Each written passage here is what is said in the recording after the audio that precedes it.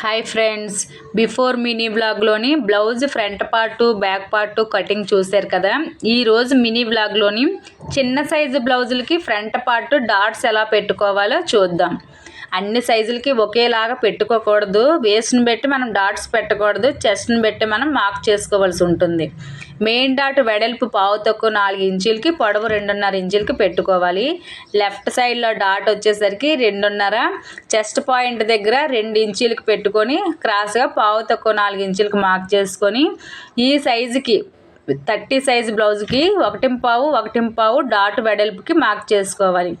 తర్వాత పై 2 డాట్లు కూడా పావించి అటు ఇటు ఫోల్డింగ్ చేసుకొని ఒక్కొక్క డ్రా ఇచ్చుకొని కుట్టుకునేటప్పుడు మనం 1/2 ఇంచు మాత్రమే ఫోల్డింగ్ చేసుకోవాలి, ఎక్కువగా పెట్టుకోకూడదు.